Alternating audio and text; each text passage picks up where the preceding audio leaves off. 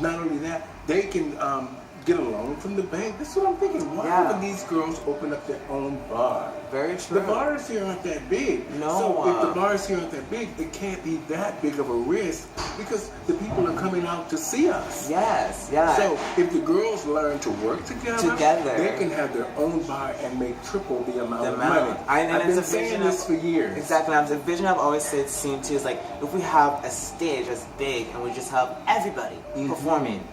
And you perform, the next person perform, I'm sure the audience will love it. But if you like just that one person, it's like, you know, we're gonna get bored of seeing you. And even myself, when I go as male out there, no one knows something that's Niaomi out. But I watch the other performance and I'm like, really? Well, you know, I think that the girls in the States have a bigger platform. Yes. They have more opportunity because there's more places for them to work and more people support them. Because I don't think it's just the fact that they're part of the LGBTQ community. It's like a culture. You know, and that's why I feel too. I feel like I'm not part of the drag scene.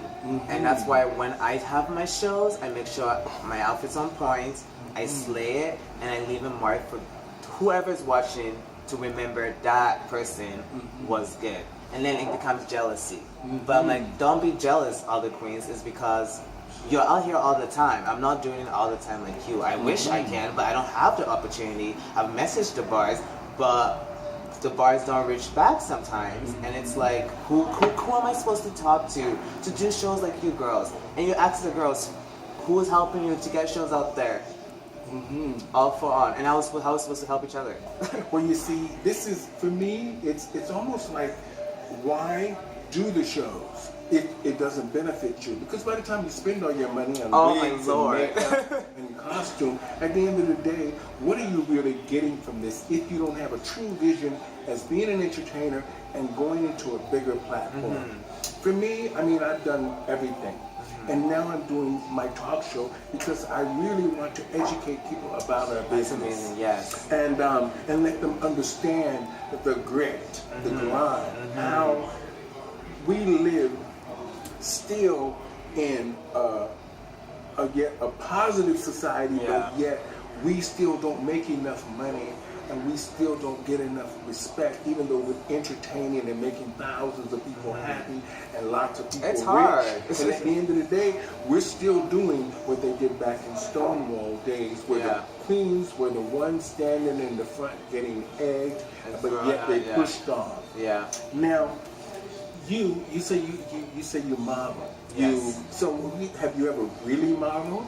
Yeah, so I do modeling. I was with an agency in Edmonton, Alberta, which was called Mode Models. So when I moved to Toronto, the market is very different because I'm not like muscle, but like I'm a Cuban, and I know because of the bone structure everyone always says, I know how to use my image. And modeling, to me, is my first step before even drag.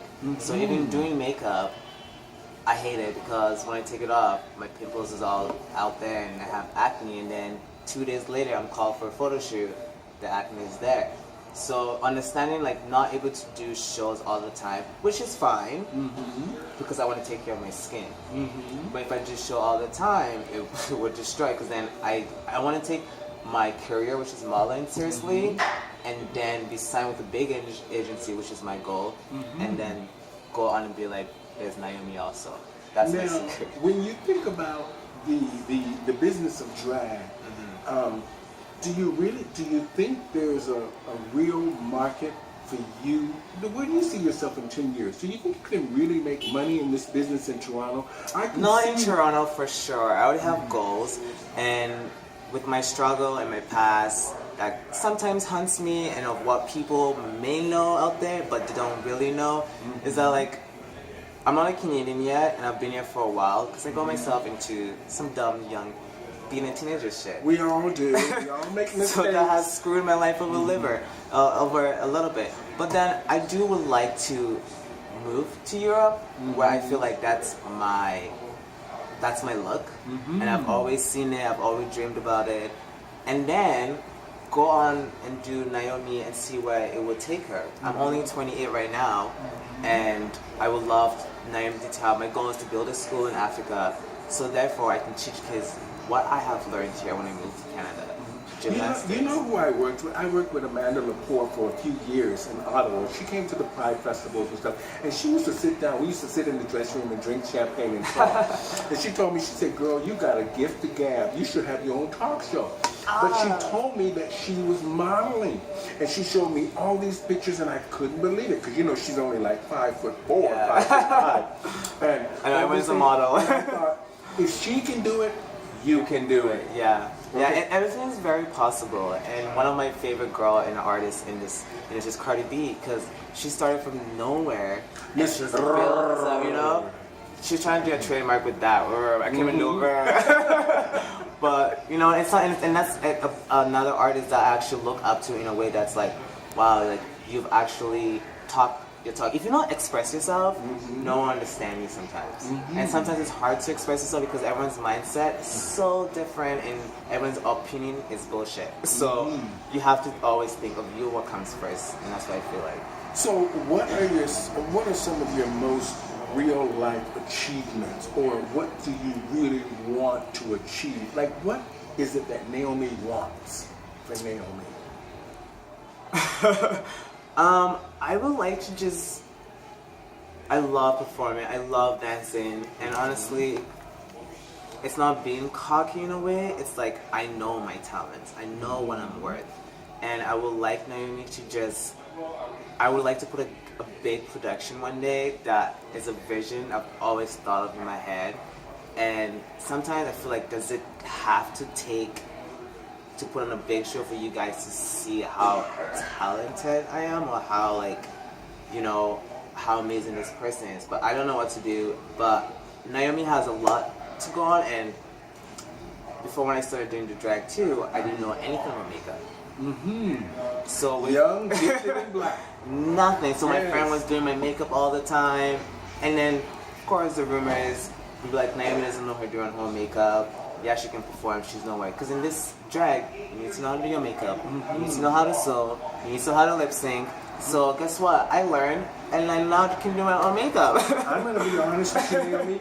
Nobody taught me nothing. You know, I you have to make do my yourself. own costumes. I do my own makeup. I do my own hair. I mean, this is not show hair, okay, y'all? Okay, this is daytime. Daytime. Talk show, okay.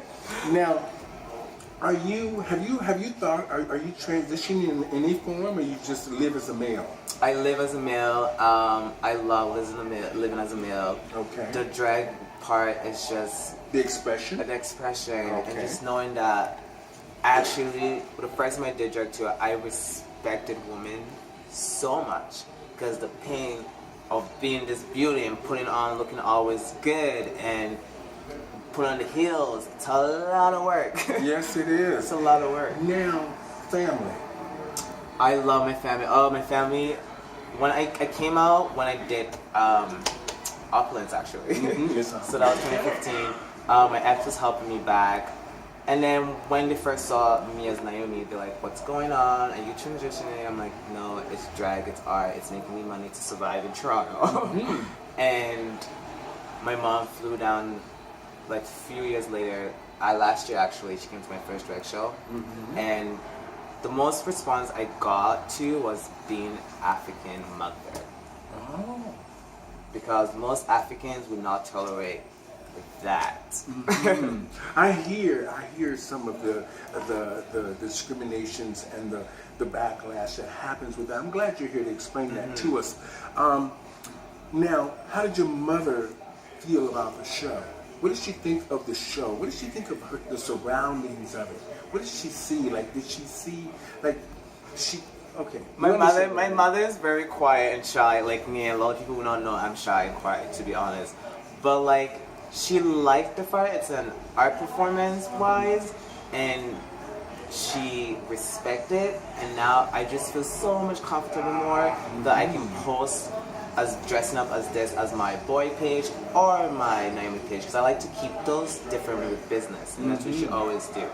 So her watching it with my sister was amazing, and now I have the whole family who still lives in Africa, loving it.